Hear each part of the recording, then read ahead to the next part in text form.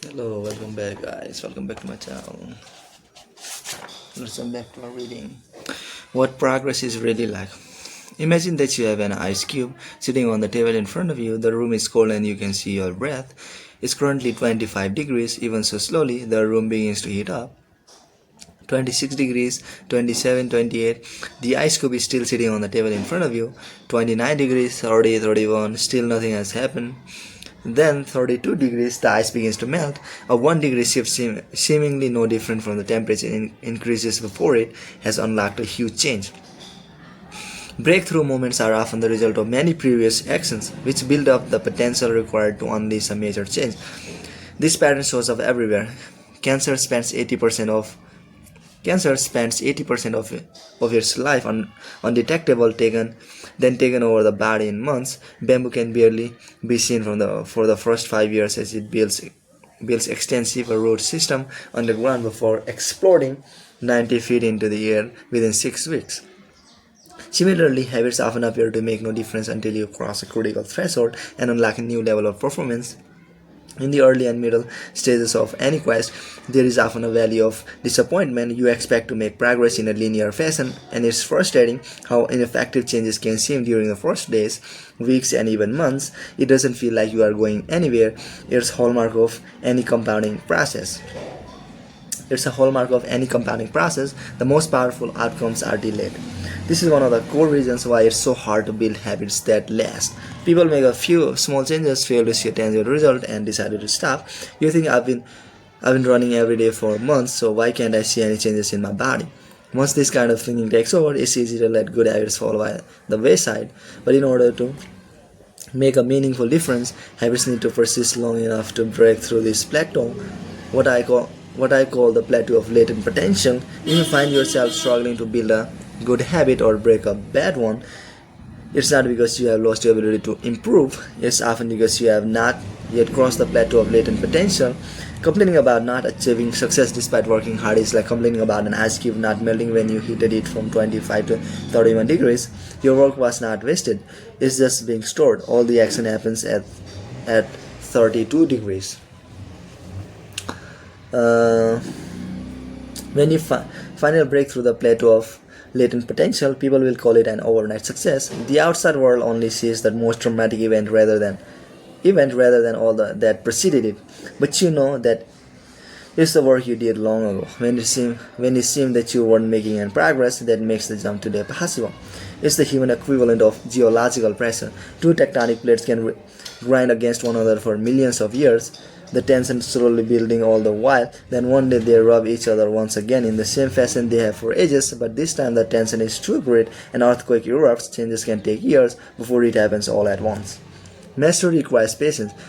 The San Antonio Spurs, one of the most successful teams in NBA history, have a quote from social reformer Jacob Rings hanging in their locker room.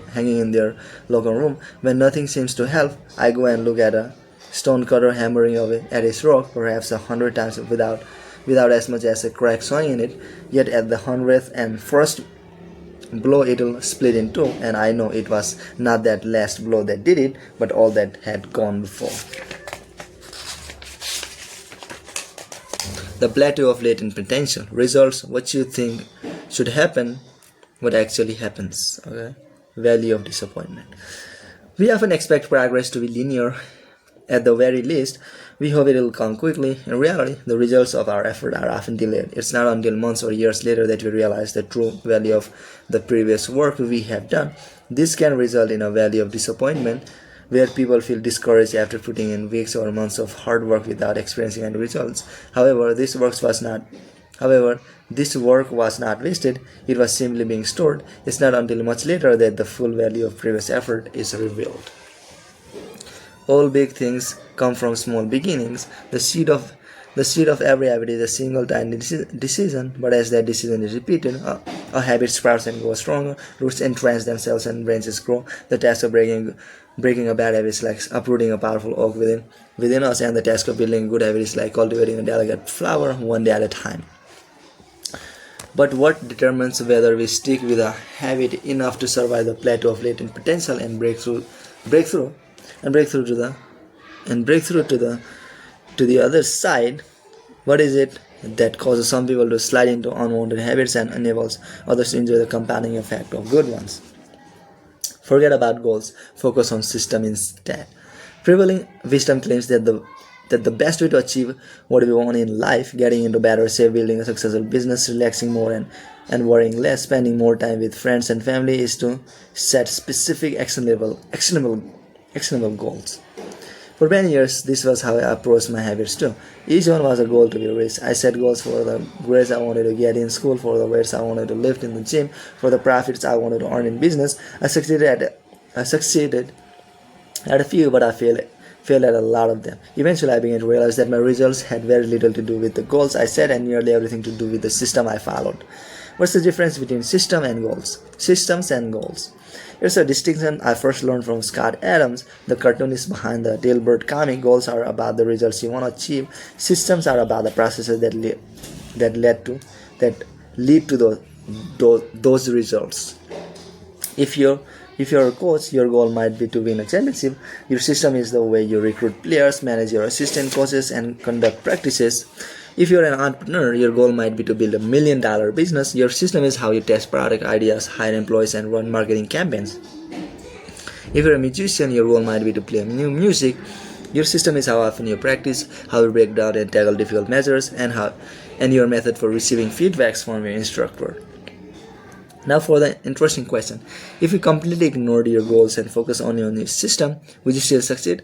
For example, if you are a basketball coach and you ignored your goals to be the championship and focused only on what your team does at practice each day, would you still get results? I think you would.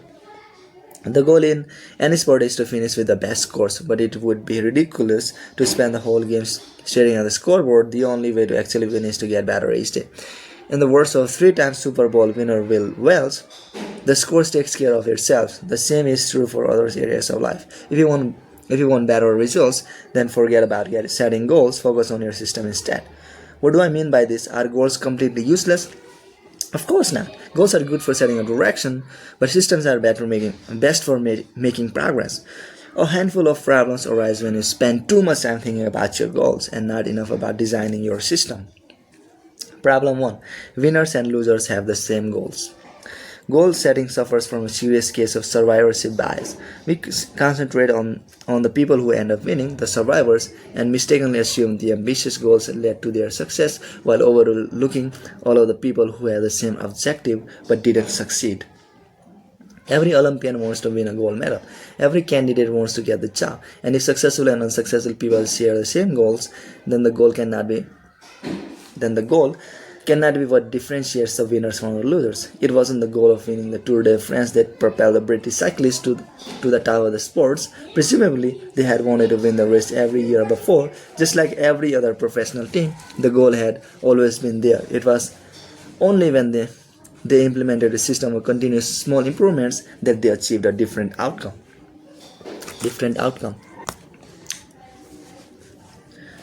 Problem 2.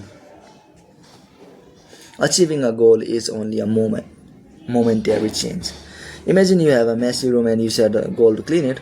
If you summon the energy to tidy up, then you'll have a clean room. For now, but if you maintain the same sloppy pack rat habits that led to a messy room in the first place, soon you'll be looking at a new pile of clutter and hoping for another burst of motivation. You're left chasing the same outcome because you never changed the system behind it. You treated a system without addressing the cause. Achieving a goal only changes your life for a moment. That's the counterintuitive thing about improvement. We think we need to change our results, but the results are not the problem. What we really need to change are the systems that cause those results. When you solve problems at the results level, you only solve them temporarily. In order to improve for good, you need to solve problems at the systems level. Fix the input and output will fix it themselves. So that's it, guys. Bye.